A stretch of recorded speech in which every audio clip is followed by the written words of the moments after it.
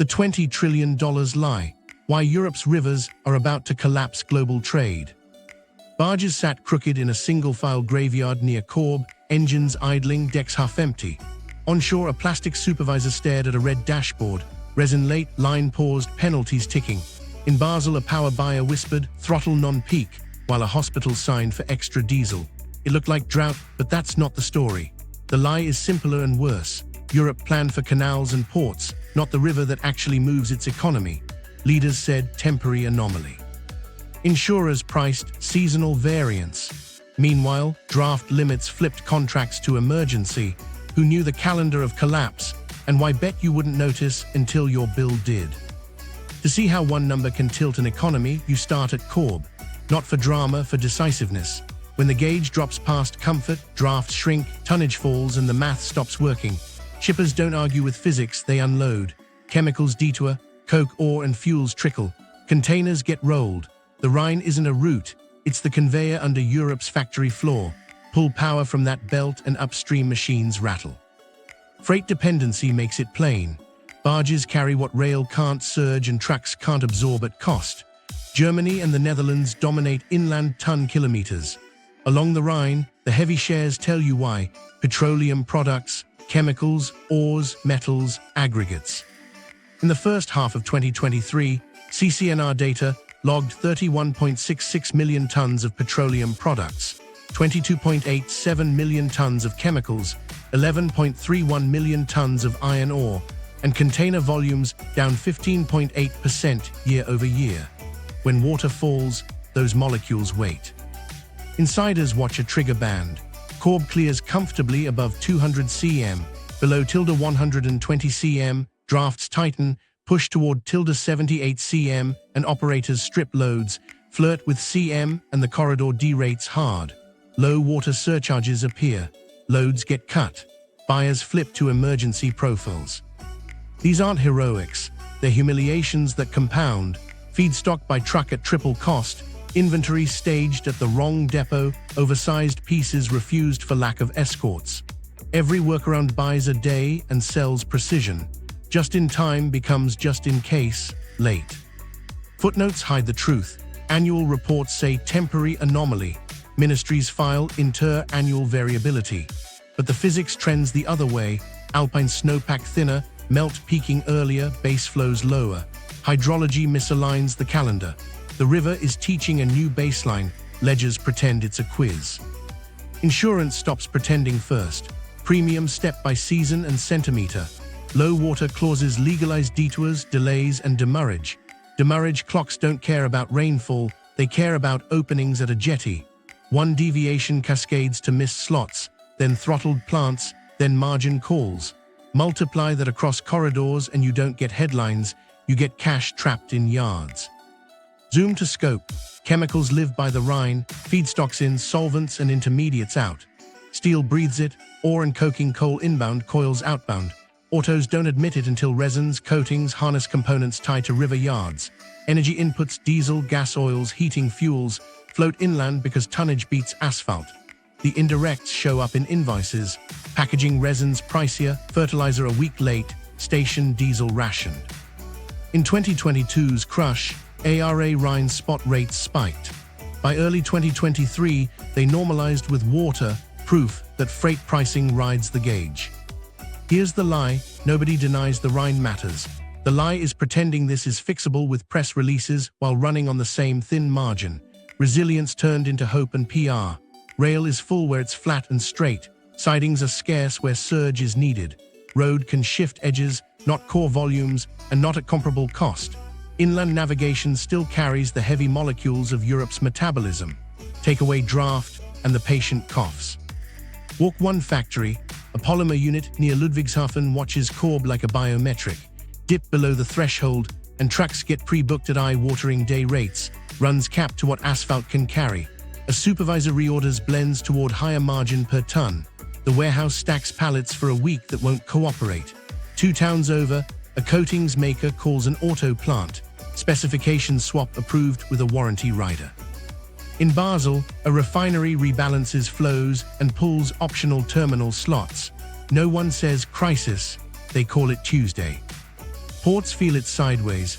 Rotterdam and Antwerp stay busy. Inland terminals log idle hours.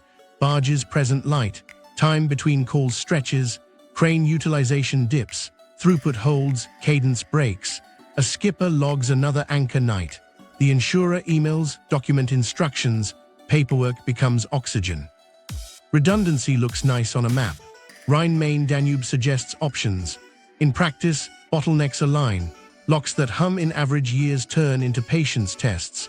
One outage during a thin week rewrites a month. You can dredge a shoal, deepen a bend, and still face a hot spell that shaves the river thinner than your last contour. Households meet the river at checkout.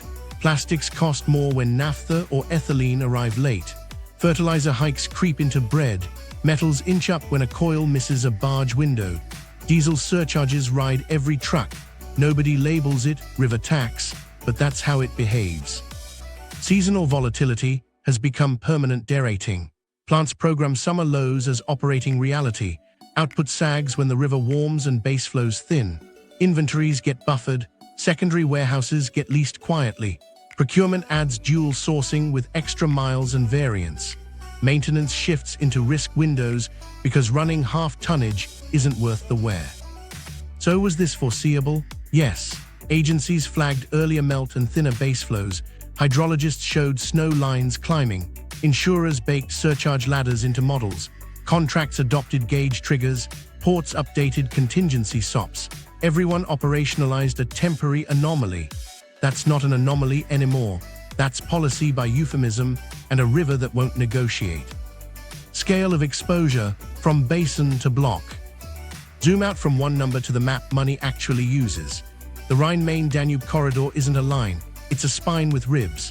Freight clusters where industry grew up on water. The Rotterdam-Ruhr-Basel triangle, the chemical belt from Ludwigshafen to Leverkusen, steel around Duisburg, refineries strung past Cologne, and Switzerland plugged in at the head.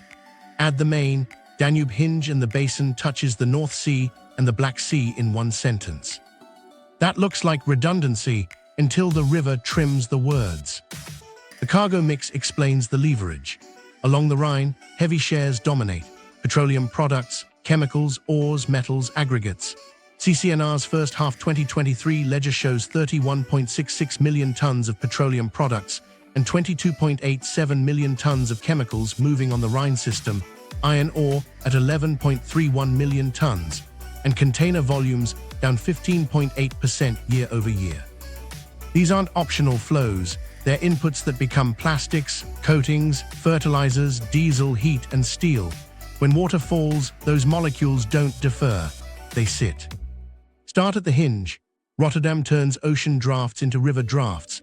Miss a barge window there, and a lock 3 days later loses its place in line. Antwerp closes the vice. Chem parks tied straight into manifolds. Tank farms triaging parcels into smaller drafts. Duisburg is steel's lungs. Cologne is geometry made fragile by centimeters. Basel is Switzerland's maritime proxy. A sill below it changes a country's calendar. Substitution looks strong in a slide deck and brittle on a Tuesday. Trucks can't backfill 2,000-ton parcels at a price a balance sheet survives.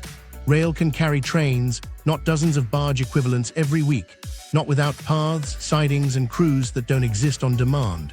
That's why we'll switch if we need to becomes a rationing exercise. Who gets the train? Who gets the truck? Who gets the apology? Now the part households meet. In the same CCNR window, chemicals and containers slip together. Downstream, packaging lines stretch resin, blend grades, and buy air on critical films. The river tax doesn't print on receipts. It hides in 10-cent jumps, bread, detergent, diapers, because ammonia took the long way around and diesel picked up a surcharge. A refinery's barge missing by 6 hours turns into a canton's overtime on trucks and a hospital's quiet fuel drill. The river turns nodes into decision engines. A single miss-sequenced hour at Maasvlakte ripples into a mist-lock pulse and a plant that has to skip a batch. Inland container terminals switch to emergency stacking. Reefers near power, barge-bound boxes staged by likelihood of water, truck pivots marked last resort. Basel pilots talk in fingers of depth. Wait for the noon pulse and you'll clear. Miss it and you're paying border posts with heat you didn't plan. Meanwhile, price translates physics. ARA Rhine liquid spot rates spiked in 2022's low water crush and normalized with depth in early 2023. Not drama, index curves drawing the river's handwriting across invoices. Letters of credit learn the same alphabet.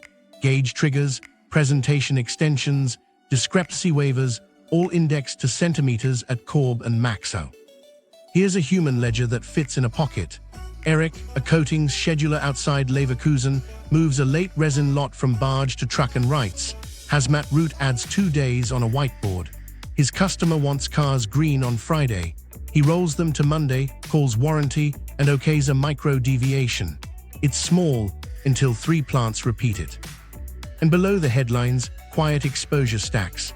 Power plants that count on river cooling lose margin as water warms. A data center's peak collides with a hospital's generator test. Basel balances, writes a routine adjustment line, and hopes the call doesn't leak. The sequence isn't loud, it's precise. Redundancy still matters, locks modernize, groins adjust, side channels reconnect, but bottlenecks align under low water. One outage in a thin week rewrites a month. You can dredge a shoal and meet a hot spell that erases your centimeter with interest. Digital dispatch will squeeze idle time, it won't mint depth. So count exposure by sector. Chemicals, heavily, intermediates and solvents tied directly to barge rhythms. Steel directly, ore and coking coal inbound, slabs outbound on schedules that don't love detours. Autos subtly, harnesses, coatings, resins move on water even when finished cars move by rail. Energy quietly, diesel, gas oils, jet heating fuels rely on barge economics. Thin water derates not just plants, but fleets that need their products. And then the boundary of the block. Rotterdam slips by 6 hours, Suez wobbles, a carrier runs the Cape to catch a string, 2 weeks and thousands of tons of bunker added. Insurance shifts from war risk to weather premiums. A decision at Kaub puts ink on a ledger in Singapore. If you're looking for the baseline in a single sentence, it's this. The corridor became a single point of systemic truth. When the Rhine coughs, invoices across Europe wheeze, and the world hears it in late boxes, thin stocks, higher bids. The river doesn't argue, it sets the schedule. The question isn't whether we see that, it's whether we start planning on its calendar instead of ours. The human stake when water runs thin. Marco wakes before the wheelhouse glass goes grey. Kaub's at 78, he mutters, not to anyone, just to make the number real. He tightens a lashing he's already checked, breathes the diesel sweet air and sends a 10-second note home. Another anchor night, don't wait up. The deckhand asks about topping off at Bingen. Marco shakes his head. We'd missed the lock pulse. We lighten or we wait. The river has taken the vote. 30 kilometers inland, Anya moves magnets on a whiteboard, the factory's heartbeat. Red is resin late, amber is truck maybe, green is clear, too much red. She reorders blends toward SKUs with higher margin per ton and texts the plant's WhatsApp.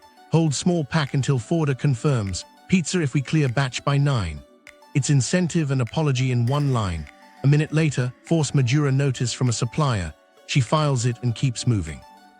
At the hospital in Basel, Monica signs for drums of diesel and walks maintenance through the drill again. Transfer load 15 minutes. Once more. She adds 2 days to a spreadsheet cell that didn't exist 12 months ago, fuel on hand. Patients will never see it, that's the point. In power trading, Luca nudges non-peak loads down 2% and writes a line for comms, stable grid, prudent adjustment. No panic, just verbs. In Leverkusen, Eric, the coatings scheduler, leans over a map that's mostly timing. A late resin lot slides from barge to truck. Hazmat routing adds 2 days he doesn't have. He calls the OEM and swaps a paint variant for 2 trims, warranty rider attached. We'll rework if needed. He writes it on the glass wall because the whiteboard ran out of room. A nurse named Sophia stands in front of a pharmacy fridge watching a temperature readout that blinks steady, almost smug. The blister film came by air last night. A taxi from the airport, double the usual, triple if she counts the overtime she had to cut on the ward. She schedules 2 fewer elective cases next week and hates that it feels like an accounting trick. Downriver in Koblenz, Yusuf, a long-haul driver, buys diesel and doesn't look at the total. His dispatcher texted, short-haul shuttle, shallow terminal to deep night only. He kisses his daughter's hair at the door and tells his partner he'll do pickups next week instead. If next week behaves, she says, half smiling. Their budget moves €20 from birthday to fuel.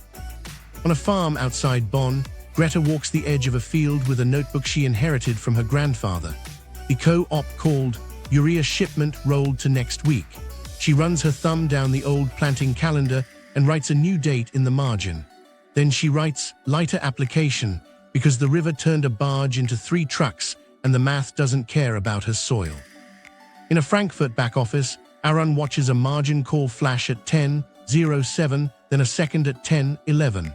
He'd hedged freight exposure, not the absence of molecules. He calls credit, breathes through the script, and extends a line for a client whose pallets are sitting on the wrong key. "Send me the terminal receipts," he says, knowing they've already tried. At the Duisburg terminal, Marta, a crane operator, sits out a 15-minute reset because reefer plugs are maxed and one row is down for maintenance no one could schedule in winter. She texts her mother, "Late tonight, heat's rough." Her hands shake a little on the joystick when the next lift comes in light. Everyone is lifting partials now. Back on the water, Marco gets the call, "Lighten 200 tons and you'll clear the sill." He knows what it costs. A floating crane, hours he doesn't have, a lock pulse he'll miss. He signs anyway. The insurer's circular sits beside the logbook. Document refusals, keep AIS on, avoid unlit anchorages. He writes the draft, the time, the instruction, then stares at the current curling over a rock his father taught him to avoid by the color of the foam. By midnight, these people, skipper, scheduler, nurse, driver, farmer, trader, crane operator, have rewritten a week to fit a river. None of them use the word resilience. They count centimeters, hours, euros, and promises. The river doesn't explain itself. It hands out instructions. They comply because the alternative is theater, and theater doesn't move freight, power an ICU, or keep a promise you made to a child about cake on Sunday. The origin story, how Europe bet on rivers. To understand why thin water feels like betrayal, go back to when water felt certain. In the late 194s and through the 195s, Europe rebuilt around what moved heavy, hazardous, hot rivers. Concrete was rationed, diesel was dear, and barges delivered thousands of tons with one engine and no asphalt. Ministries wrote permits around drafts, not detours.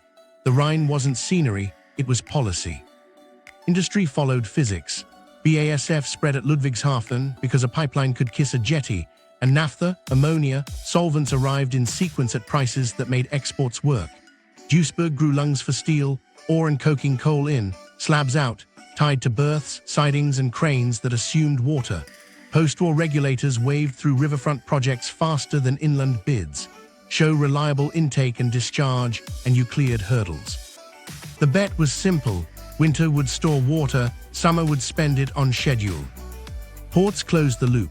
Rotterdam modernized into Europe's hinge, ocean drafts turning into river drafts at Maasvlakte, and Antwerp wired chem parks straight into manifolds.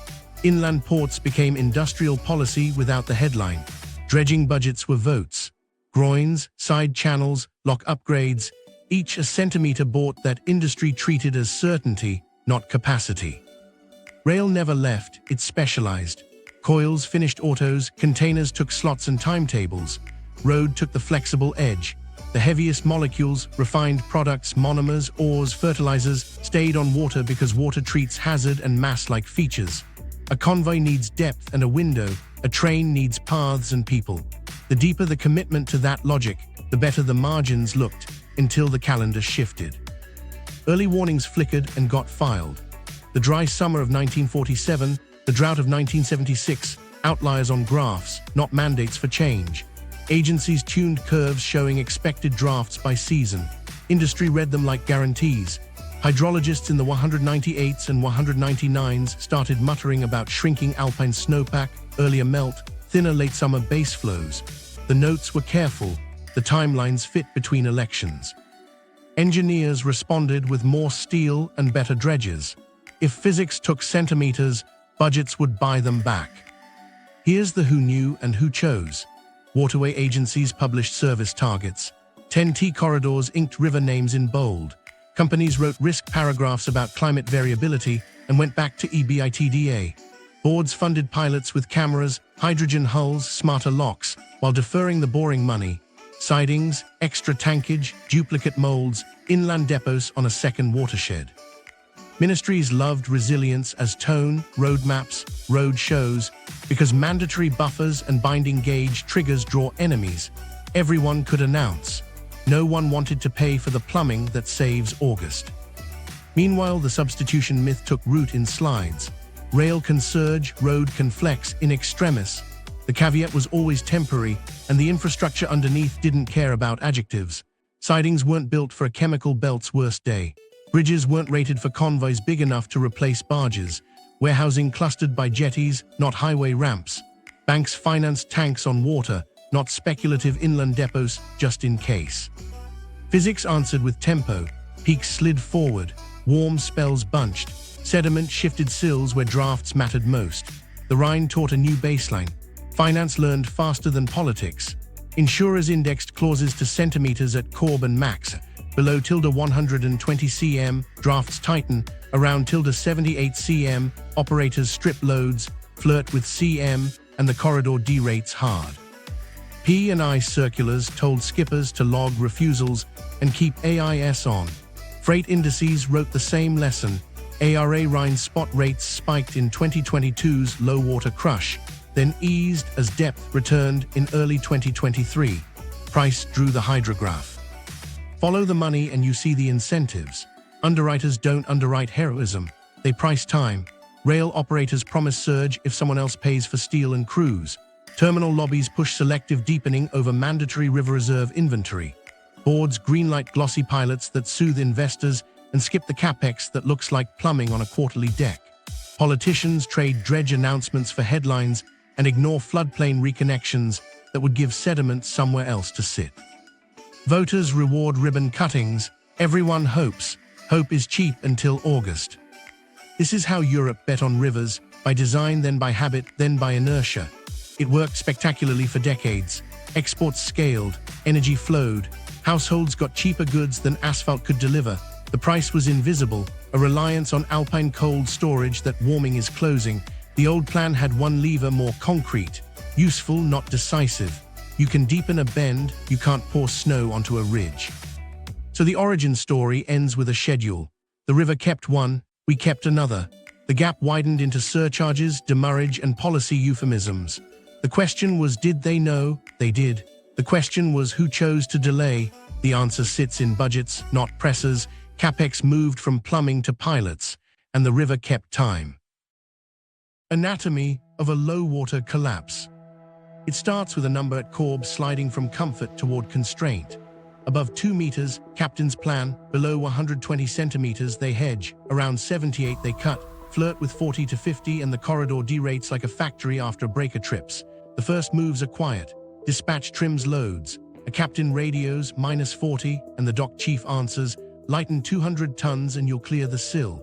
A floating crane groans. Every extra lift becomes an hour. Every hour becomes a missed lock pulse 2 days later. Q politics assemble themselves. Chemicals and medicals jump the line, aggregates and scrap move back. Just one more centimeter turns into currency. Terminal planners juggle lists with a fairness they can't prove, while every favor earns a memory that will cost next season. Inside plants, shift boards stutter. A coatings batch slips behind a packaging run because the resin for one arrived by truck. The film for the other still sits on deck. Whiteboards learn new verbs: split, roll, transship. Out on the bend near Bingen, pilots earn their pay twice. Cross currents have shifted 6 meters since last month. Propellers kick silt that never used to rise. A tug nudges a bow off a rock no one bothered to chart because it didn't matter until this year. Orders on deck get shorter, 2 turns, port a touch. The river answers with inches, not reassurance. Then the prioritization spills inland. Terminals call with windows that vanish if you blink. Top off at 0030 if you can take it. Plant managers rearrange brakes and swing a forklift shift to meet the door. Miss it, and the next opening is rumor. Rail hears the noise, offers a train, then admits the path isn't free and the siding isn't long enough. Price climbs before steel moves. Trucks shuttle between shallower and deeper terminals, multiplying trips and choking rural roads not built for convoys. Inventories misbehave. Just in time becomes museum talk. Just in case arrives late and mislabeled. Warehouse supervisors rent space by the day, write SKUs in marker on masking tape, and start treating safety stock like PR for factory tour. Meanwhile, paperwork becomes oxygen. P&I circulars tell skippers to log every instruction. Letters of credit gain footnotes. Presentation periods extend if Kaub dips under a band. Lawyers rediscover the word Talweg, bill by the hour, and attach tied tables to emails that feel like apologies. Finance turns depth into price. Low water surcharges climb in rungs. Demurrage grows from line item to mood. Treasury adds a column called waiting, then watches it fill 5 Thursdays in a row. Deviation deductibles widen on transship moves. Borrowing bases tighten on goods in motion. A pallet on a key is collateral. A pallet between keys is a story. There's a detail grid operators notice before anyone else. Water warms when flow thins. Cooling margins narrow. A combined cycle plant trims 2% on a Wednesday. A data center's peak overlaps with a hospital's test. The public line reads routine adjustment. The rhythm says otherwise. Basel balances quietly. Rotterdam and Antwerp shift from clockwork to choreography. A missequenced hour at Maasvlakte becomes a missed feeder. Boxes that should have sailed Tuesday sit until Friday, then meet a feeder already full of other Fridays. Dwell fees creep, tens of euros first, hundreds next, and accountants describe cash trapped in yards, while planners describe time trapped in stacks. Crews feel the collapse in wrists and sleep. Pilots shorten tour to keep minds sharp. Watch rotations splinter into odd shards. Marco signs the lightning order, writes the draft and the time in the logbook, and looks at the rock his father taught him to read by phone. He sends a 10-second note home that says nothing but means everything. Another night, don't wait up. Then comes the aftershock nobody priced, a lock outage in a thin week, a bolt shears in August, the queue doubles, anger migrates from wheelhouses to procurement desks, calls lose their polite. We need miracles, someone says. The carrier offers physics. The insurer offers an endorsement and a reminder to document refusals. Rain finally arrives, shy by centimeters. Relief lands as a sound, the thud of hull on deeper water, then as invoices that don't fall as fast as levels rise. Surcharges persist a week longer. Plants run weekends they didn't want to pay for. The backlog doesn't clear, it migrates. Deviations leave stains in ledgers that credit committees notice in October. When the number Kaub climbs back into comfort, the calendar keeps a new line, low water season. It isn't a headline, it's a habit. The sequence is recognized now: gauge slip, load cut, queue politics, inland scramble, pricing ladder, a lock's unlucky day, thin relief, migrated backlog, invoices with the word variance. The river never shouts. It whispers instructions, and a continent that built itself around its timing obeys, 1 centimeter, 1 shift, 1 filed footnote at a time. The Domino map, from Rhine to global balance sheets. While crews fight centimeters on the Rhine, spreadsheets half a world away start to twitch. Rotterdam's clocks slip by hours, and that alone rewrites strings from Suez to the Cape. Deep-sea departures lean on inland windows. Miss the barge, miss the feeder, miss the convoy.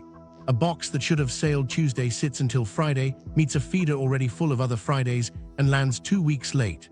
Terminal dwell fees creep, first tens, then hundreds, quiet taxes on time. Shippers call it congestion. Accountants call it cash trapped in yards. Sailings adjust like dominoes nobody meant to set up.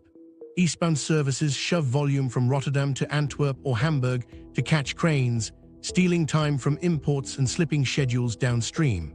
Suez convoys wobble. A few carriers send late hulls south, add nearly 2 weeks and thousands of tons of bunker to round the Cape, then arrive with stacks bent by weather and a carbon ledger bloated by miles. Insurance follows with a pencil, not a press release. War risk here, weather premiums there, general average ready if stacks go over. Petrochemicals turn that ripple personal. Naphtha meant for crackers arrives light or late. Crackers slow, the chain tightens, ethylene, propylene, benzene, and straight into polyethylene bags, polypropylene caps, styrene cups, PVC pipe. Packaging lines stretch resin, blend grades, and buy air on blister films to avoid a shutdown. A farmer manager pays for a midnight taxi from the airport and circles a delivery window like a holiday.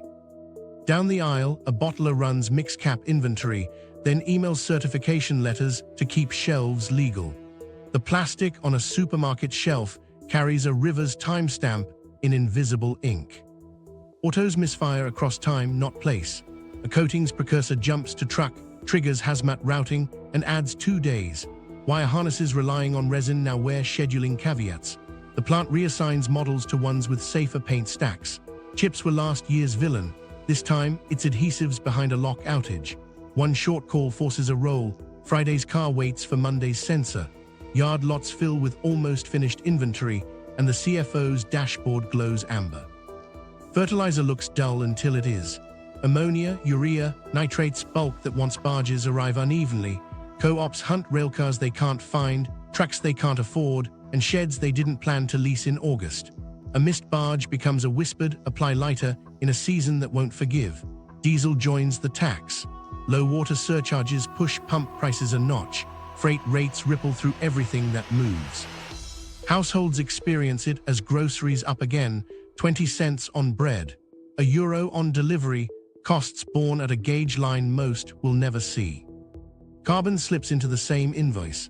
Detours by truck and rail, Cape loops to catch a schedule, reefers humming at anchor, all of it pads scope 3 tallies now priced by the ton. A carrier buys offsets for a fortnight of Cape weather. A chemical shipper books a green premium to mollify a buyer's pledge. A retailer discovers its emissions target drifting out of reach because barge drafts turned into trucks. A thin week becomes a quarterly debit nobody budgeted. Liquidity tightens, demurrage and deviation stack. Payables stretch because product moved the long way. Receivables stretch because customers downstream did the same. Letters of credit, add gauge triggers and presentation extensions keyed to Kaub and Maxau. Banks raise margins half a point and demand GPS receipts. A small supplier misses a covenant when pallets sit at the wrong key. A mid-size forwarder draws a line they swore not to touch this year.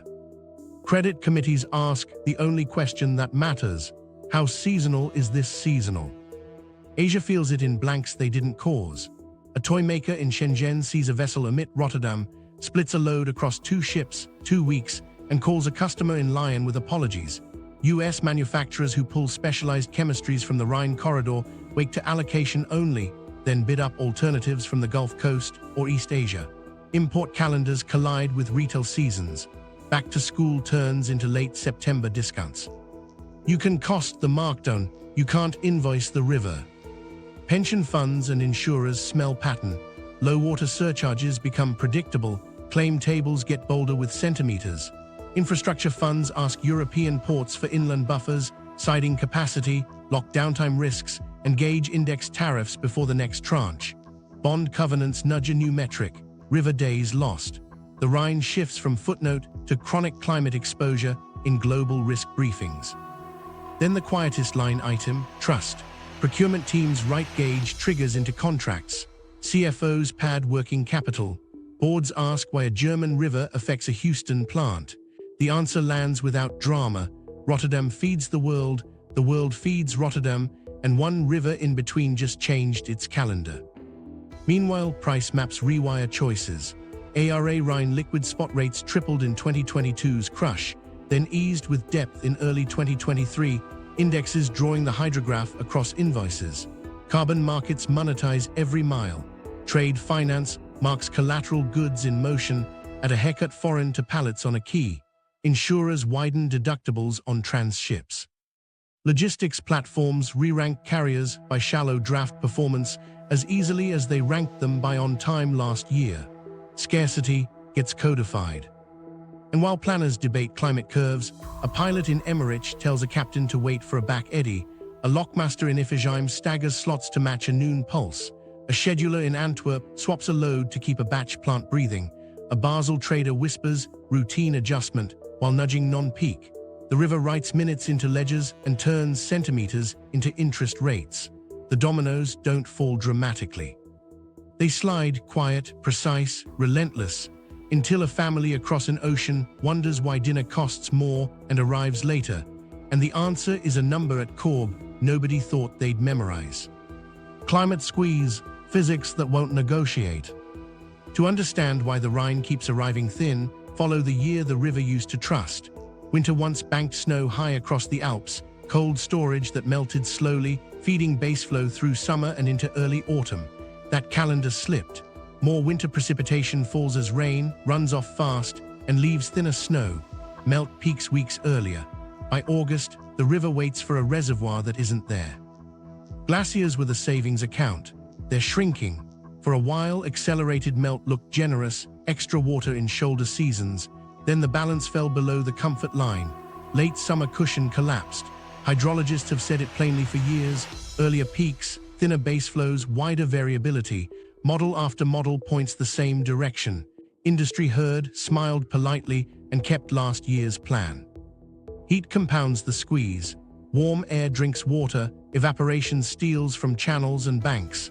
River temperatures climb, and cooling margins for plants that assumed always usable get pinched. Fisheries feel it first. Utilities measure it next.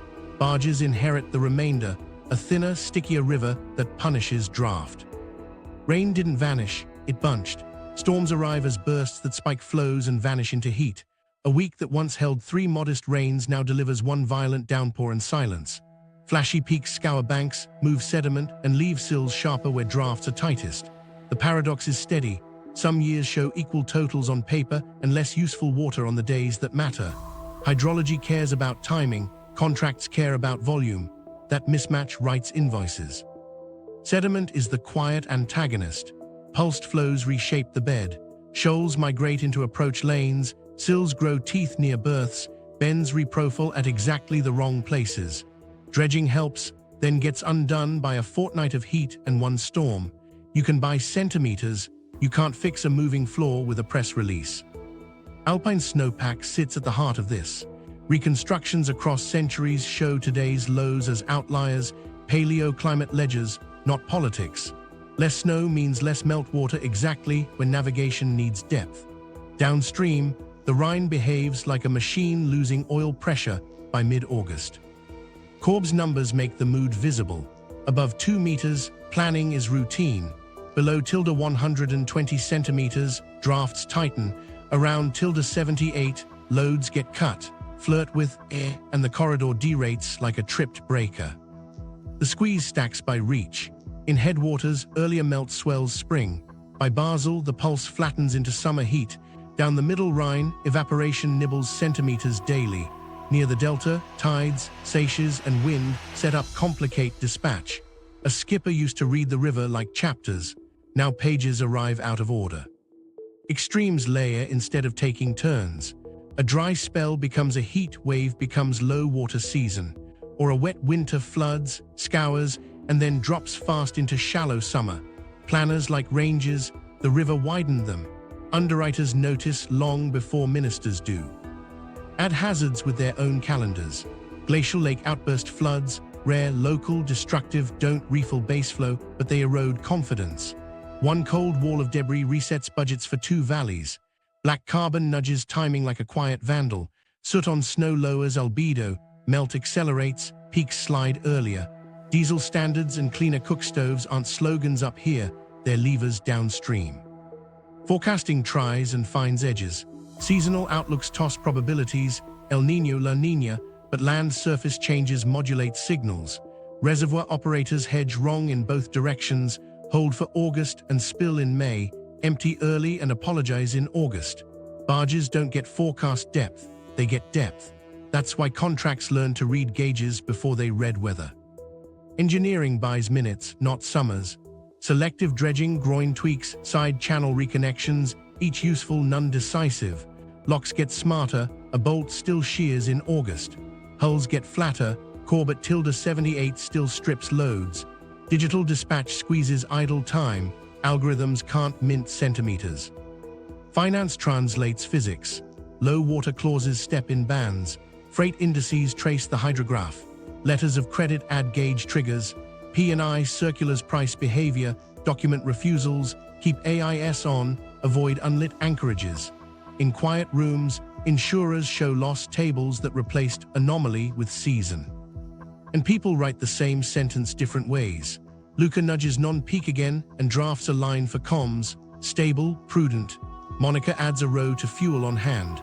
Marco logs another anchor night and the exact draft at dawn. Greta moves a planting date 2 days right and writes, lighter, in a margin her grandfather kept neat. Here's the rule procurement teams are learning to say aloud. The Rhine's normal is a band, not a line, and warming widens it. Contracts need gauge triggers baked in. Inventory needs buffers keyed to centimeters, not vibes. Call it a tax if you want. It's cheaper than pretending. Physics won't negotiate. The river will show its work by schedule, not speech. The engineering bet, dredging, dams, and design limits. When the calendar stopped cooperating, the reflex was steel and dredges. If physics took centimeters, engineering would buy them back. Dredging crews know the river's grammar, shoals creep into bends, sills grow teeth near berths, bars migrate after a single burst of rain. A cutter suction head chews, a hopper swallows, and a channel board gains a digit. It works until the river edits. A hot fortnight and one flashy storm push silt right back into the approach you just cleared. The invoice shows hours worked. The gauge shows inches lost. Deepening the bed sounds decisive until you touch the trade-offs. Lower the floor and flow accelerates, starving side habitats. Then come court calendars that don't care about barge ETAs. Each centimeter costs more cubic meters than the last, diminishing returns wrapped in hearings. Ports stage surgical windows between fish runs and nesting seasons. Skippers love the extra draft while it lasts. Terminal accountants see spoiled shifts when a shoal returns early and cranes sit quiet.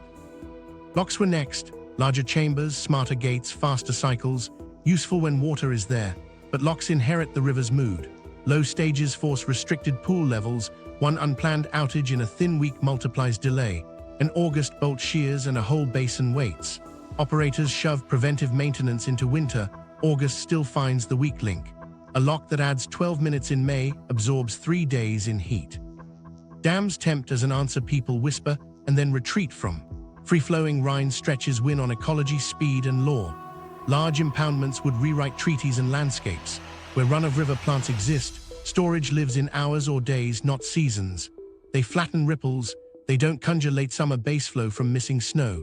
A weir calms turbulence for a lock, but can't refill an Alpine reservoir that drained in April rain instead of January snow.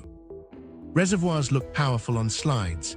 In the Alps, they already exist: hydropower, flood control, drinking water.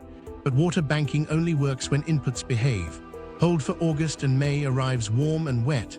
Operators spill what they once meant to save.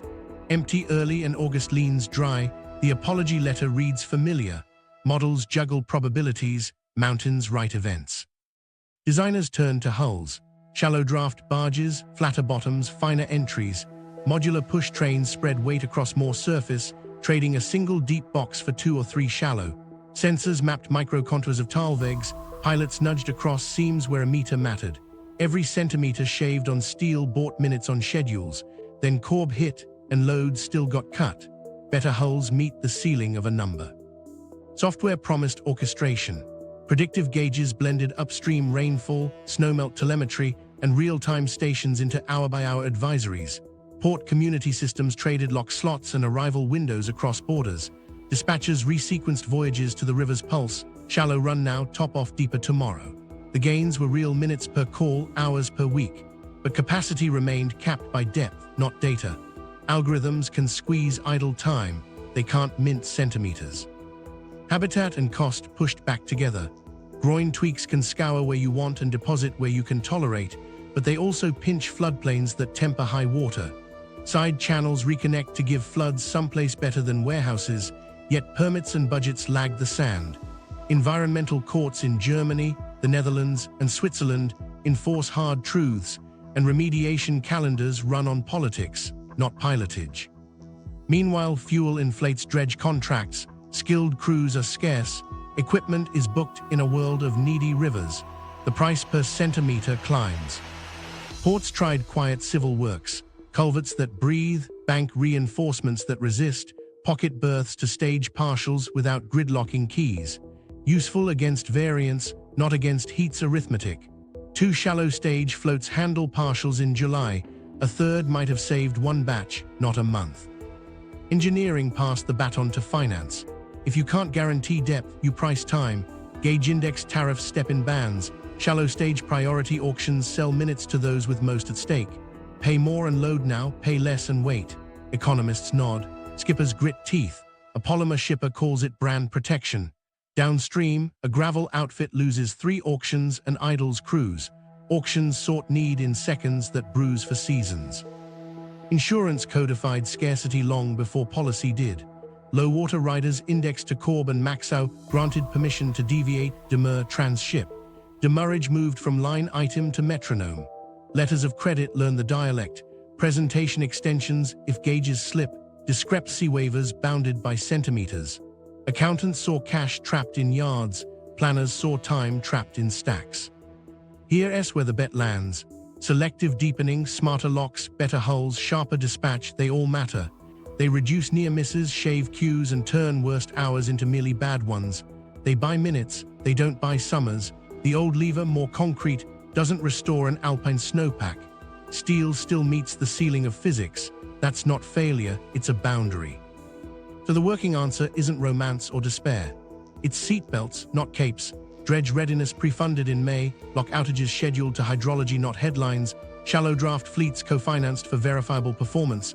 Side pockets built where partials stack. Auctions with published rules whose revenue expands contingency capacity. Build the plumbing that makes minutes count when centimeters refuse. Admit what the river already decided. Engineering can cushion, coordinate, and concede. It can't renegotiate melt. The price of time, insurance, credit, and hidden fees. Time turned into an invoice the moment the gauge slid. Contracts had a name for it, low-water clauses, indexed to centimeters at Kaub and Maxau and written like weather reports with lawyers' verbs. Drop below roughly 120 and drafts tighten. Around 78 loads get cut. Flirt with 40 to 50 and the corridor derates. Riders sprout permissions, deviate, transship, demur, and costs move downhill like water. A skipper's pen becomes a claims instrument. Note the draft, log the instruction, attach the tide table. Without the paper trail, the river's decision becomes the skipper's risk, and insurers don't underwrite heroism. Premium step by season and centimeter, arithmetic, not drama. P&I circulars arrive with the same catechism. Keep AIS on, avoid unlit anchorages, document refusals, photograph sills. Terminal operators add admin fees for partials and reshuffles. Every small line item carries a clock that doesn't stop when the rain starts. Demurrage ticks per hull, per hour, across a fleet never meant to live at anchor. Treasury teams add a column called Waiting, then discover it fills 5 Thursdays in a row. Deviation turns time into geometry. Lighten at a shallow stage float, top off at a deeper berth, truck the difference. Each leg stacks handling and risk. Insurance widens deductibles on transships. Credit tightens collateral on goods in motion. A pallet on a quay is financeable. A pallet between quays is a promise. Banks lend against certainty, and a map scrawled with workarounds isn't certainty. Port authorities experiment with prices triage. Priority auctions appear in whispers at shallow floats. Pay more load now, pay less, wait. A polymer shipper buys a premium slot 3 times in August and tells procurement to carve the spend from marketing. Brand protection, the CFO says, half joking. Downriver, a gravel outfit loses auctions and idles 2 crews, then emails its bank for a covenant waiver. Economists nod. Mayors get calls. Auctions sought need in seconds that bruise for seasons. Municipal budgets feel it sideways. Inland ports live on throughput, rents, and tax. Thin summers knock both, forced deferrals. A city postpones dredge co-funding until Q4, the shoal returns in Q3. The council coins a phrase, hydrologic variance reserve. Residents hear it as a levy. They're not wrong. Resilience invoices come with stamps. Trade finance learns the dialect. Letters of credit add gauge triggers like sanctions lists. If Kaub falls below a band on shipment date, presentation extends X days, discrepancy fees waived Y times. Helpful and expensive. Banks quietly raise margins half a point and demand GPS time-stamped receipts. A supplier who once lived on relationships now emails photos of shrink wrap and gate seals. Force majeure moves from theory to template. Legal teams exchange PDFs with highlighted thresholds and tide tables in the appendix. Good actors use it to create room, bad actors use it to delay payment. Arbitrators learn to say Kaub and Maxau. Somewhere, a billable hour reads, explain Talveg to client. Meanwhile, cash cycles lengthen. Payables stretch a week because product took the long way. Receivables stretch too because customers did the same. Working capital lines breathe in and don't fully exhale.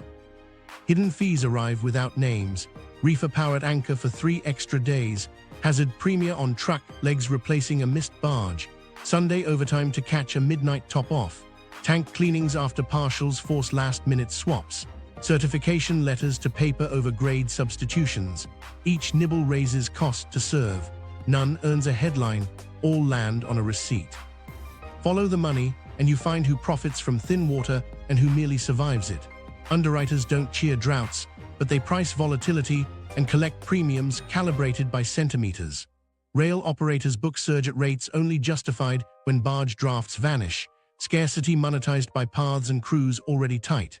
Storage owners sell time in cubic meters, extra tank days, warehouse overflow, yard slots by the week. Forwarders arbitrage certainty, priority bookings at shallow floats, truck shuttles between terminals, turning coordination into margin. Even carbon markets clip a ticket, detours and idle reefer hours swell Scope 3, and offsets sell briskly to keep pledges intact. Credit committees color dashboards by water. Customers concentrated on low water corridors go amber in July by default. Insurers share anonymized incident stats in closed rooms. Bankers hear trend where clients say anomaly.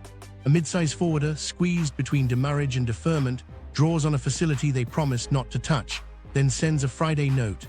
Early payment discounts paused. Polite words, sharp subtext.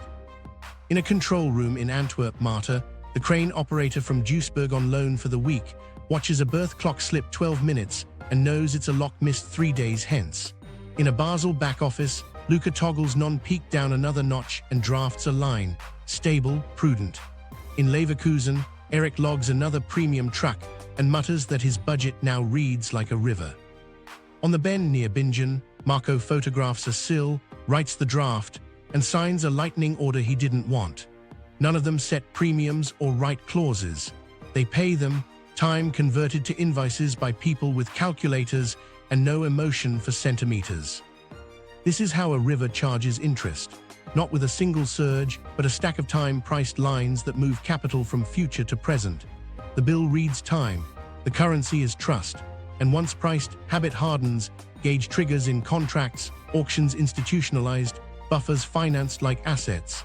A season becomes a schedule, a surcharge becomes a norm, and the river's handwriting appears on every ledger where minutes matter. Strategic choke points, nodes that decide outcomes. Start at the mouth and climb inland. Rotterdam isn't just a port, it's a decision engine where ocean drafts turn into river drafts at berths numbered like scriptures. When gauges run thin inland, the hinge swings differently. Berth planners shove up river cargo with tight gauge triggers to the front of the line. Boxes bound for barge get front-loaded when windows open, and they roll when they don't. Tank jetties stage split lifts, partials for shallow stage pushers, top-offs for deeper draft runs. One mis-sequenced hour at Maasvlakte becomes a missed lock pulse 3 days later. Cranes don't make speeches, they decide outcomes. Antwerp closes the vice.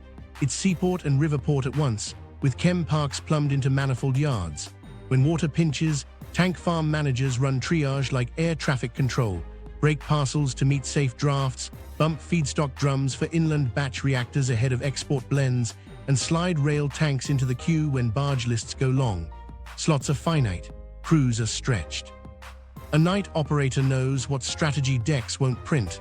When Antwerp coughs at midnight, the chemical belt wheezes at noon. Cologne and Duisburg are the corridor's knuckles. Cologne's geometry assumes predictability, shaves centimeters, and yard layouts turn brittle. One shallow berth plus a crane outage equals 3 days of documented apologies. Duisburg inhales ore, exhales coils, and stacks boxes until variance rewrites the yard plan. Under low water, inland container terminals flip into emergency stacking logic. Reefers nearest power, barge-bound stacks staged by likelihood of water, truck pivots labeled last resort. Dispatchers carry mental maps of every driver who'll take a 3 a.m. run without small talk. Basel is Switzerland's maritime proxy. When Kaub leans the wrong way, Basel's windows shrink to hours you can count on one hand. Priority goes to fuels, medicals, critical chemicals. Missed by 2 hours and a canton's trucking schedule adds overtime. Pilots become weather translators. Wait for the noon pulse, you'll clear by a finger. Miss it, and you're paying border posts with August heat. Beneath the map, pipelines and depots form the quiet wiring. Ruhr lines shuttle products from refineries to depots you don't see from the quay. When barge arrivals thin, line pack turns into a bank account with limits. Pump schedules stretch, depots allocate by contract clause. The public meets those clauses at the pump a week later. Rail sits like a promise until someone needs it. Siding scarcity is the hard stop. You can't surge what you can't stage. Crew rosters are tight in the best week. In a thin week, rest rules bite exactly when a yard needs a midnight build. Dispatchers will push. They won't break the law. Locks, sidings, crews, 3 nouns that turn crisp plans into math. Price becomes triage in whispers. Priority auctions show up at shallow stage floats. Pay more and load now, pay less and wait. A polymer shipper buys 3 premium slots in a month and tells procurement to carve the spend from marketing. Downriver, a gravel outfit loses auctions and idles crews, then emails a covenant waiver request before lunch. Economists nod at efficiency, mayors field angry calls about fairness. Between Cologne and Koblenz, tactical fragility hides in approach lanes. Shoals wander into geometry. A shallow tug with a keeper-skipper becomes gold. Owners who kept nimble hulls suddenly hold the trump. Charterers who chased day-rate lows learn to say yes faster. Upstream of Mannheim, lock choreography writes weeks. One unplanned repair during a low pulse turns triage ruthless. Lockmasters publish windows with civility that hides stakes. Lines that invested in AIS sharing and pre-slot discipline glide. Cowboys circle and burn hours. Digital dispatch pays back 1 queue at a time. It doesn't mint centimeters. Inside ports, last-mile fragility becomes farce if you blink. One broken reach stacker on a Sunday. One reefer plug row down for an electrician's holiday. One police escort short for oversized. Little hinges, big doors.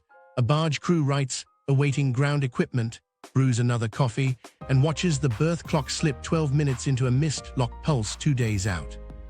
Noise from outside Europe squeezes the same hinges. Suez flutters, Red Sea premiums spike, and late Cape routed services arrive heavy. Rotterdam and Antwerp swell with boxes that should have been staggered. Inland connections beg for slack that doesn't exist. A river at -10 centimeters can't absorb a week's worth of ocean drift. None of this is theory to people holding radios. A pilot in Emmerich advises a captain to wait for the back eddy.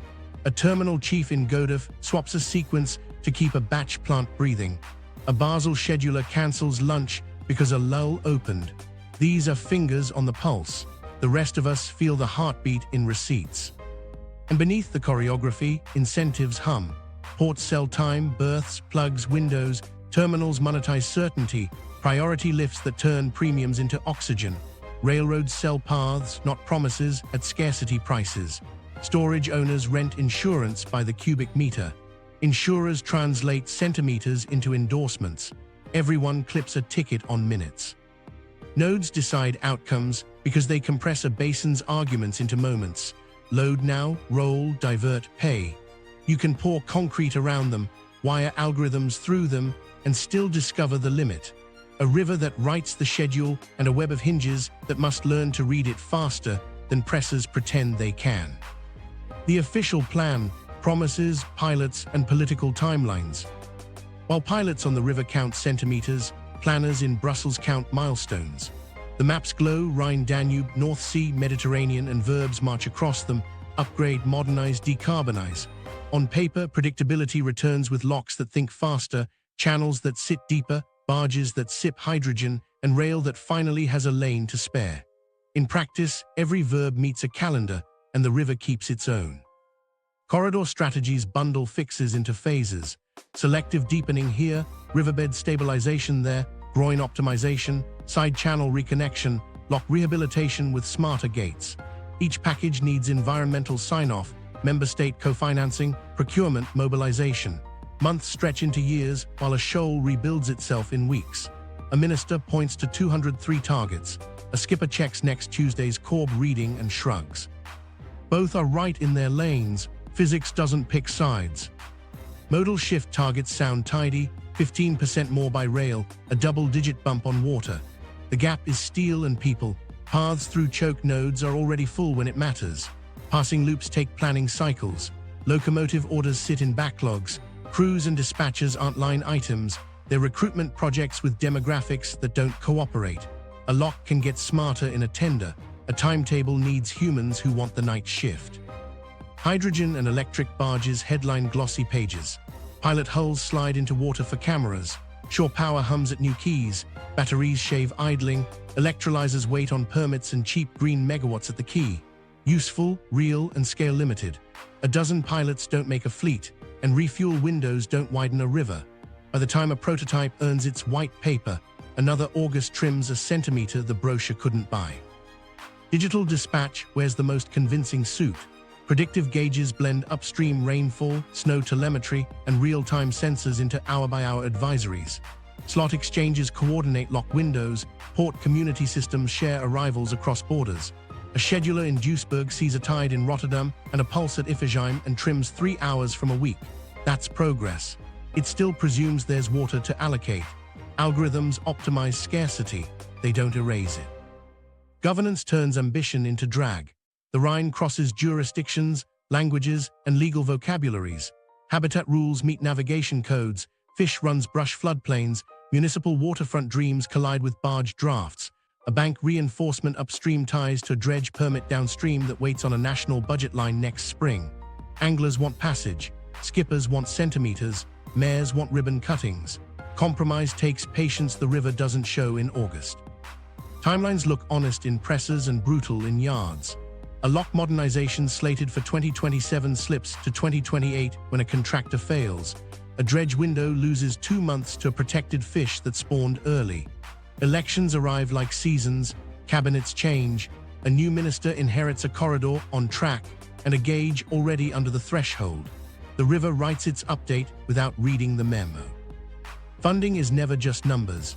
EU grants need national matches. National matches compete with hospitals, schools, and headlines. Ports self-fund with throughput rents. Thin summers shrink both rent and appetite. Green bonds ask for metrics. Insurers want loss ratios. Rating agencies want cash flows that survive a hot week. A project branded adaptation in Brussels reads opportunity cost in a town hall where a roof still leaks. Interoperability reads like software in speeches and like bolts in yards. A siding stretched in North Rhine, Westphalia must meet a terminal apron in Flanders. A gate in Alsace must align with hull plans 3 operators ago. Quiet wins, shared ETA standards, harmonized data formats, cross-border incident drills, shave minutes that matter until the gauge erases them. No photo, genuine relief. Ask the people off camera. A Dutch project lead says the river taught humility.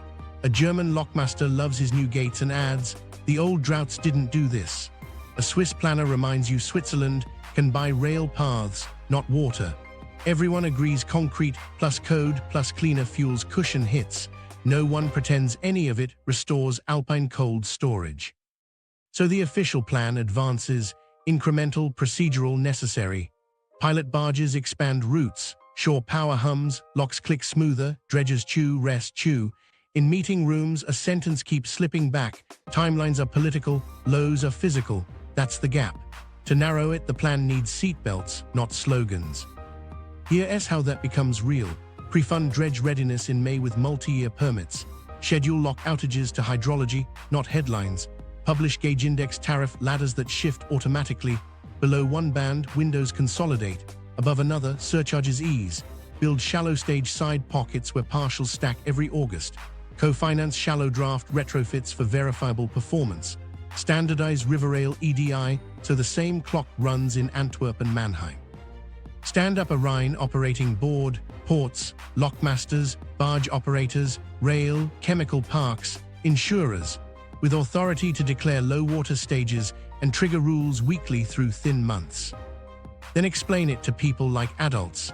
The levy called Resilience buys X days of dredge crews, Y meters of passing loop, Z reefer plugs. The midnight shift moved because the noon pulse opens a door. If you want trust, name the river on the bill. Promise less magic, deliver more plumbing, and admit the river writes the schedule. The work isn't heroic, it's honest. Parallel perils, learning from other water crises. While Europe relearns the river's rhythm, the same lesson is being written elsewhere.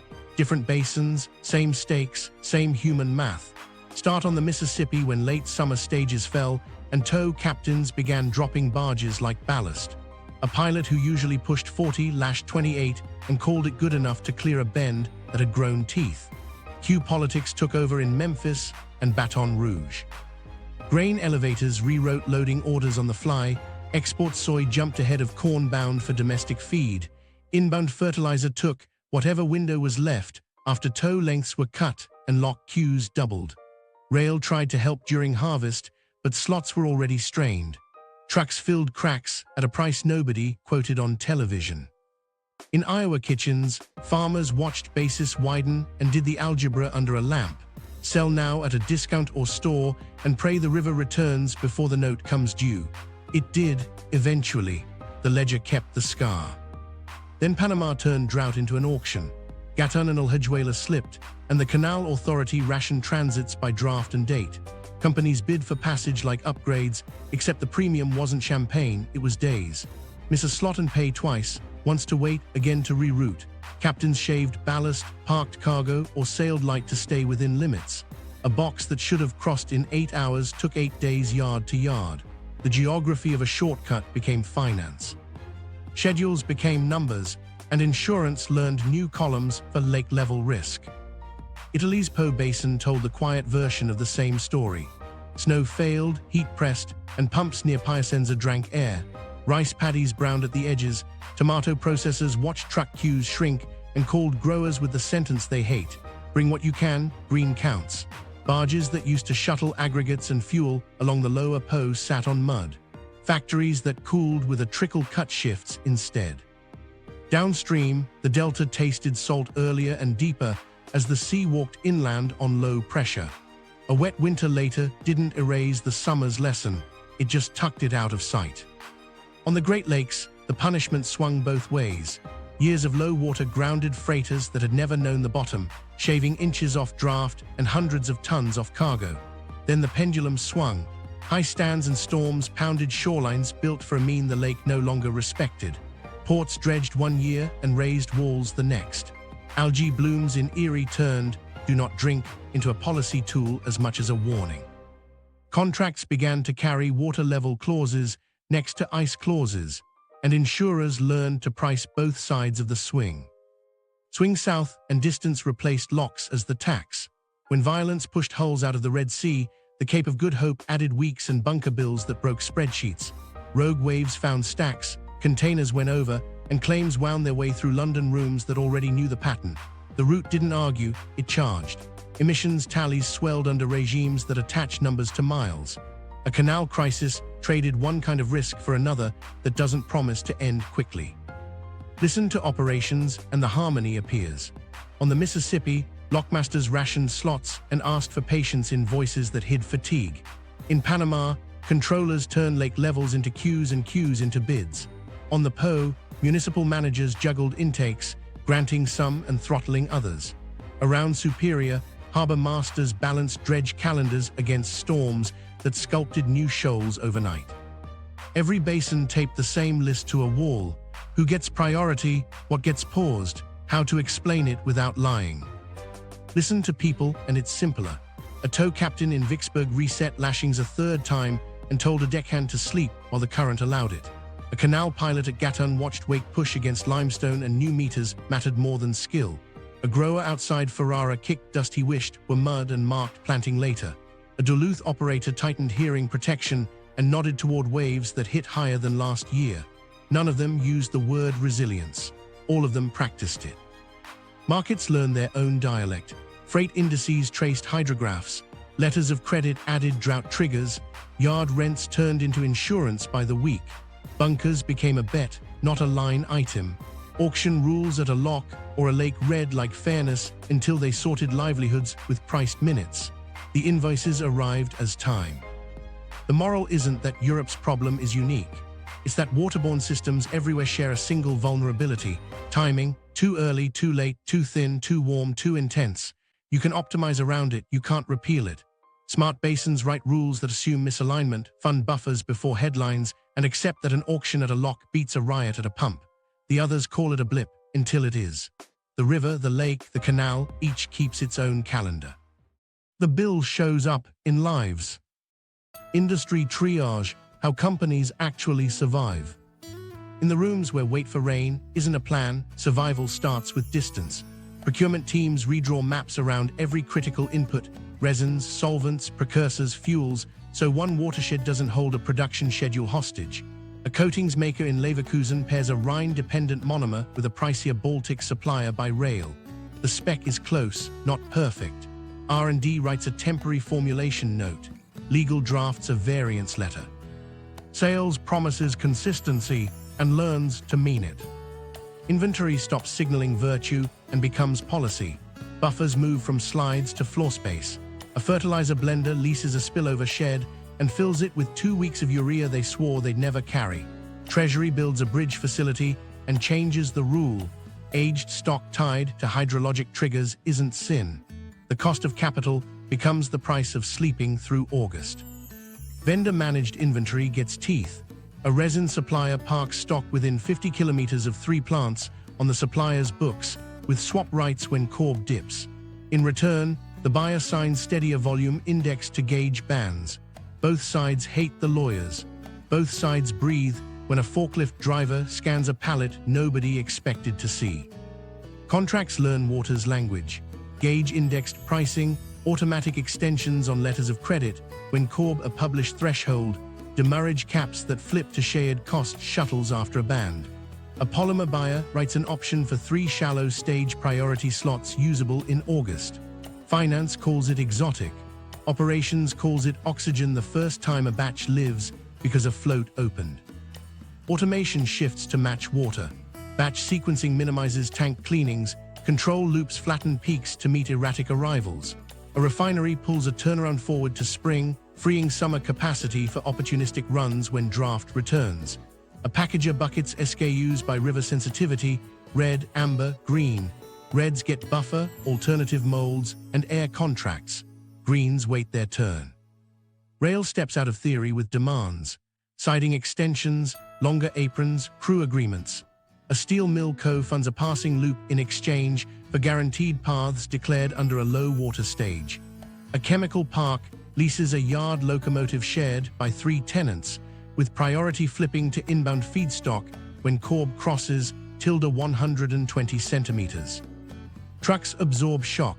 Night shuttles from shallow terminals hazard train drivers for tunnels that won't take drums at noon in heat. Quality becomes diplomacy. Substitutions need data, not hope. Labs run accelerated aging on new blends. Regulatory teams pre-clear families of materials, so a swap doesn't require emergency filings at 2 a.m. Certificates pile up in a binder labeled low water formulations, evidence pack. When a customer asks if a coating will still cure at 23 degrees with variant B, a technologist answers with a chart, not apology. Cash tightens without strangling. Early pay discounts for small vendors who buffer for you, extended terms from customers who can. A mid-tier supplier launches supply chain finance with an insurer's backstop keyed to hydrologic events. When Kaub slips under a band, rates ease for approved vendors. It isn't charity, it's self-preservation. Facility moves stop being taboo. Boards test 3 paths: adapt inland, slide to coastal nodes with rail and pipeline, or leap basins. A specialty chemical firm eyes a coastal brownfield with tankage and tracks. The capex hurts. The CFO points at 5 years of low water surcharges and demurrage and says, "We're already paying." Labor calls ask about jobs. The company offers retraining and paid moves. Some go, some don't. The river keeps its rhythm. People triage too. Dispatchers retrain as river schedulers, reading hydrology dashboards as often as freight screens. A plant hires a hydrologist 2 days a week to translate centimeters into orders. Crew managers rotate captains to thin stretches and pay premiums for nights. Families rearrange calendars around tide windows and lock pulses. Digital tools earn their keep. Predictive gauges feed purchase timing. Slot exchanges tie plant doors to lock windows so forklifts meet berths that won't wait. Yard apps flag river-sensitive SKUs. Auto-suggest air for reds when Kaub crosses ~78 centimeters. The software doesn't mint depth. It prevents unforced errors. Follow the money and you see who profits and who survives. Railroads monetize paths at scarcity prices. Storage owners sell time by the cubic meter, tank days, shed slots, yard space. Forwarders arbitrage certainty, priority floats, truck shuttles, paper that moves goods through exceptions. Insurers clip tickets calibrated by centimeters and behavior. It isn't villainy, it's a market reading physics. Then the micro stories that keep the strategy honest. Eric, the coating scheduler, moves a lot to rail and pins a warranty rider to a glass wall because the whiteboard is full. Sophia, the nurse, signs for blister film that came by air and cancels 2 elective cases to protect the fridge she watches like a metronome. Yusuf, the driver, kisses his daughter's hair and shifts to night shuttles between terminals, moving €20 from birthday to fuel. Greta, on her field outside Bonn, writes lighter application in the notebook her grandfather kept neat. Resilience looks boring up close. Shelves of drums in the right place. Contracts with footnotes, one more siding. A binder of substitutions with data behind each tab. Minutes bought when centimeters refuse. Companies that endure answer the river like this. With distance, with buffers, with options, with people who read gauges as policy, not weather, and act before the whisper becomes an order. The consumer ledger, where the bill lands. The bill shows up where nobody says Kaub. It arrives as a 20-cent climb on a loaf in Cologne. Fertilizer missed a barge, detoured by truck, and the co-op paid 2 surcharges it couldn't swallow. Wheat whispered into flour, then bread. The cashier apologizes for price tags changed twice this month. She didn't set the river. Packaging multiplies the math. Resin arrived light, then flew for a farmer run. The plant down the road paid the same premium for bottle preforms. Yogurt cups, caps, film pennies each, stacked across a cart. A parent scrolls for a cheaper brand and finds the same invoice in smaller type. Medicines feel it differently. Blister film took the long way. Procurement covered with a spot buy and a taxi from the airport. Patients never see the scramble. They meet it as co-pays that inch next quarter. A pharmacy manager circles a delivery window in red and tells the team to stretch the stock by protocol, not hope. Energy walks in through diesel. Low water surcharges creep into freight rates, then into everything that rides a truck. A grocery delivery fee bumps €1. A taxi in Basel nudges the base fare. Households don't get a memo, they get a budget that tightens. Taxes arrive last, labeled resilience. A port issues a bond for shore power and side pockets. The city adds a small levy. The flyer says adaptation. A resident reads, "Why am I paying for a river?" Wages lag the calendar. Overtime disappears when plants throttle for draft. A family rearranges childcare because a shift slid to midnight to meet a window. Volatility becomes a chore chart. If the system knows all this, why risk it? Because the bill hides in thousands of small lines. Until we name the river on those lines, we'll keep paying it twice. Who knew, who chose, accountability and incentives. The warnings weren't hidden. They arrived with logos, footnotes, and careful verbs. River agencies circulated drafts that showed earlier snowmelt, thinner base flows, and more low-water days from Basel to the sea. Cross-border commissions ran scenarios and wrote it plainly. Insurers built the same story into pricing, surcharge ladders tied to Kaub and max out, lost tables that replaced anomaly with season. The data walked into boardrooms wearing a tie. Inside ministries, incentives were softer than physics. Budgets run in 4-year windows, rivers run in decades.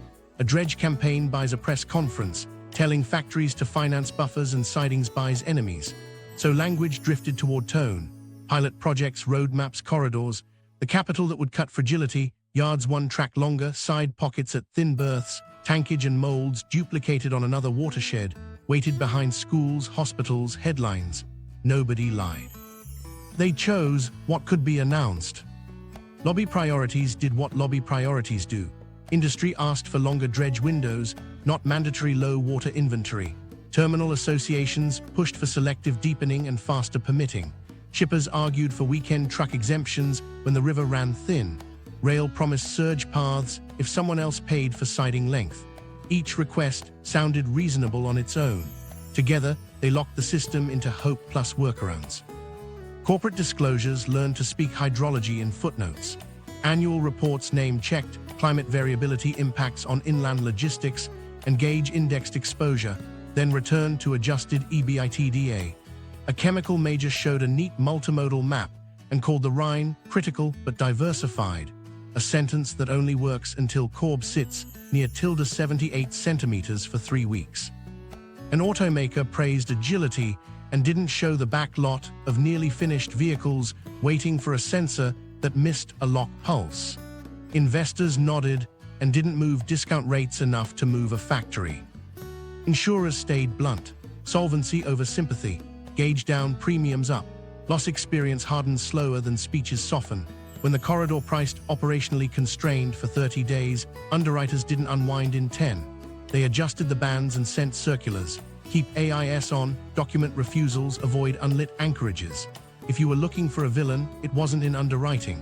It was in the gap between what buyers wished insurance could do and what insurance is allowed to be.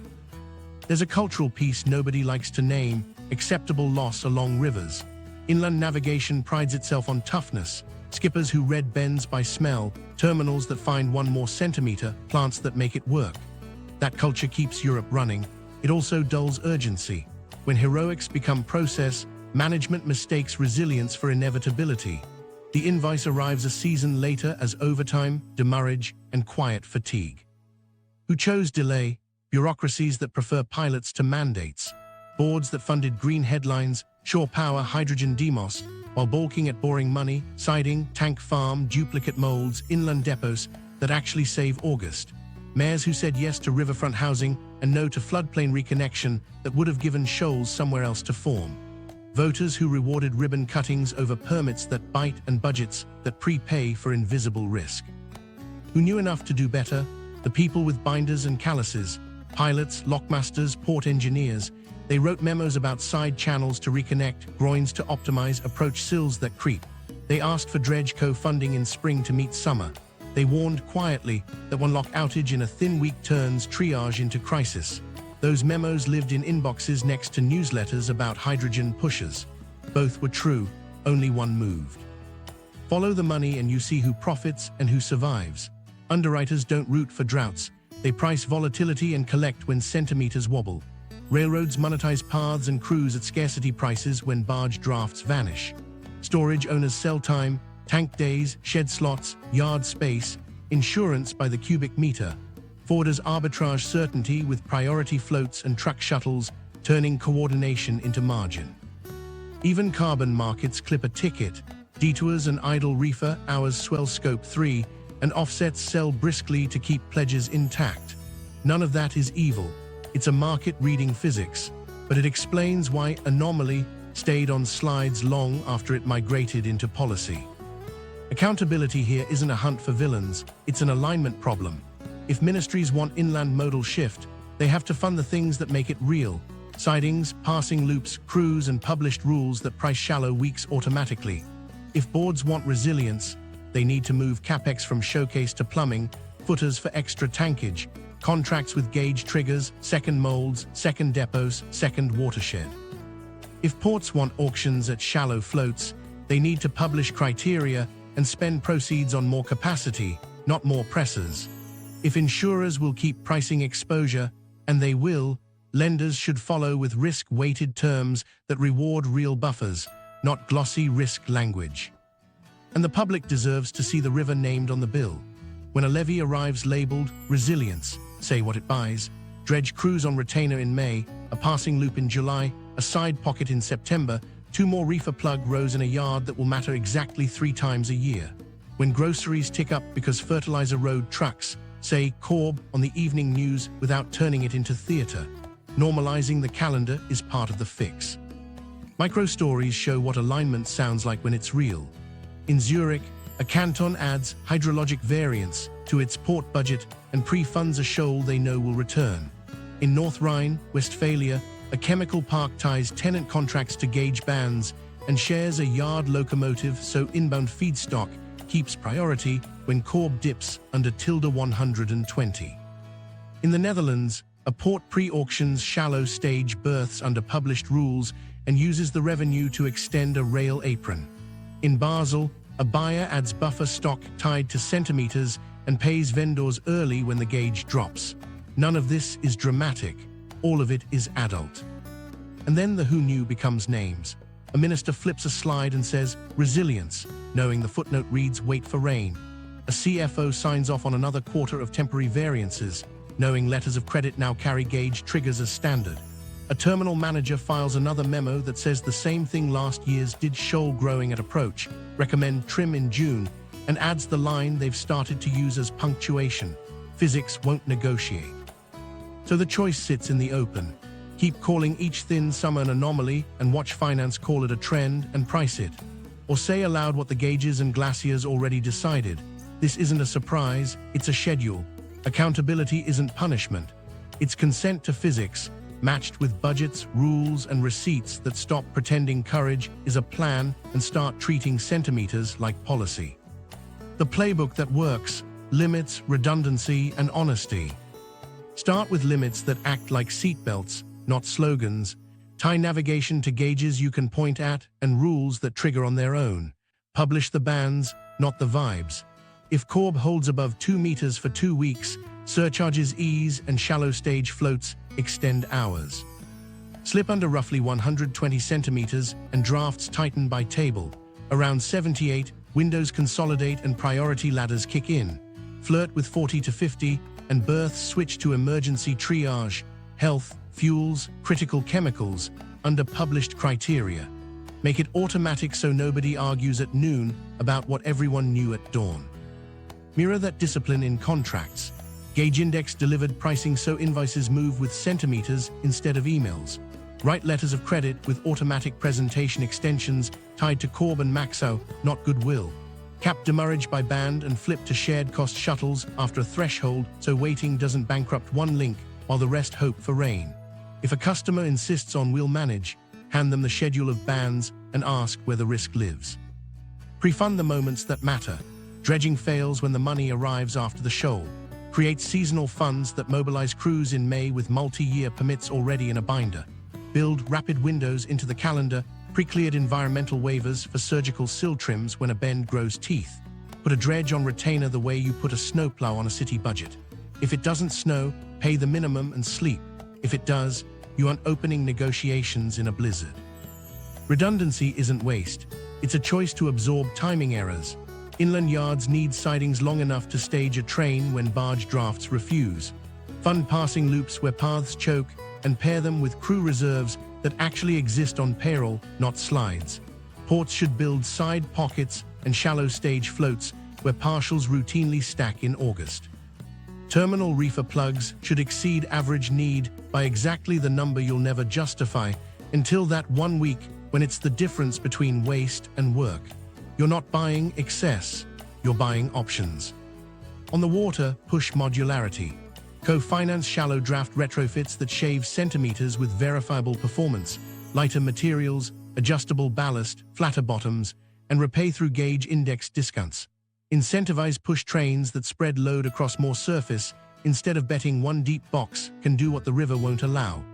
Run shallow float auctions under published rules and earmark proceeds to expand that contingency capacity. If price sorts need, make sure price also builds muscle. Make rail a real surge partner, not a paragraph.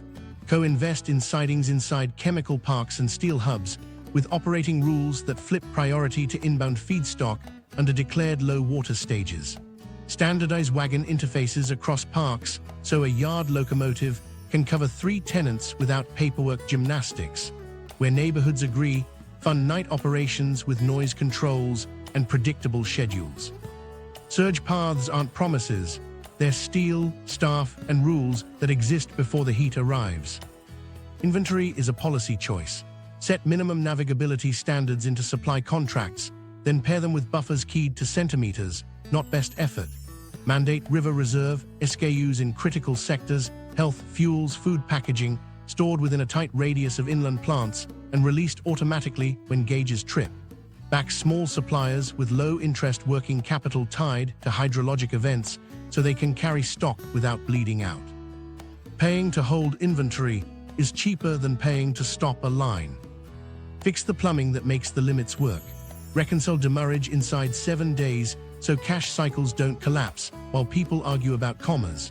Auto-approve documented deviation claims within 15 so truck shuttles under credit bet. Cap admin fees for partials. Require common EDI across river, rail and terminals so a scheduler in Antwerp, a lockmaster at Iffezheim and a yard planner in Mannheim see the same clock. Publish real-time slot boards for locks and barge keys and reward operators who hit declared ETAs when the river allows, not when luck smiles. Use price to shape behavior and say it plainly. Gauge-indexed port dues should rise as drafts fall. Shallow stage priority slots should be sold under criteria that privilege safety, criticality, and documented alternatives. Pair sticks with carrots, rebates for verified modal shifts in declared low water weeks. Reduce dues for fleets that deliver proven shallow draft performance. Tax credits for sidings and side pockets that demonstrably cut low water congestion. Don't hide incentives, aim them. Zone with water in mind. Tie industrial permits and expansions to hydrologic risk. A plant that leans on a fragile reach pays into a basin fund that underwrites side channel reconnection, bank reinforcement, and dredge readiness. A facility willing to move from a red node to an amber one gets accelerated approvals and co-funding for rail and shore power. Don't ban the river. Price its limits until choices move. Make carbon honest in the same ledger. Every truck detour, every Cape loop, every idle reefer hour should show up in a Scope 3 tracker linked to gauges.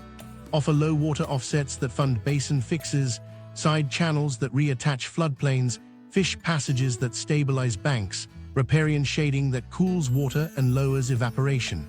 If you're going to tax the problem, spend the tax where the problem starts. Govern together or fail separately. Stand up a Rhine operating board that sits between law and logistics, port authorities, lockmasters, barge operators, rail dispatchers, chemical parks, insurers, meeting weekly through thin months with authority to declare low water stages and trigger rules above. Publish minutes. Force the decisions out of whispers and into routines. When a lock outage collides with -10 at Kaub, nobody should discover priorities by rumor. Then talk to people like adults. Explain what a resilience levy buys. So many days of dredge crews on retainer, so many meters of passing loop, so many reefer plugs. Tell crews why a shift moved to midnight, the tide window they'll clear if they start at 11. Tell customers why a cap changed resin, the certification letter pinned to a gauge chart in a binder anyone can read. Trust is a line item. Budget for it. Finally, practice. Run drills the way ports run security exercises. Declare a low water week in April and see if the board triggers, the slots rebalance, the buffers unlock, the letters of credit extend, and the forklifts meet a berth that won't wait. Fix what stumbles while the calendar is kind. Seatbelts don't make the road straight.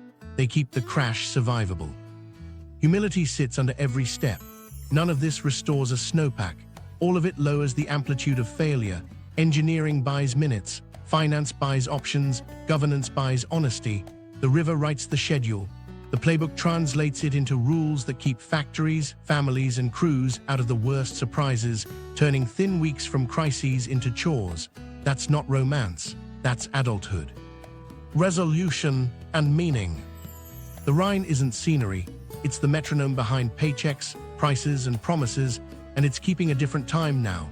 If you want to see where this rhythm goes next, watch how the Mississippi's low water years are teaching America the same lesson. Subscribe for more untold supply chain stories and tap the next episode to see how a single gauge downstream sneaks onto your grocery bill before you ever hear its name.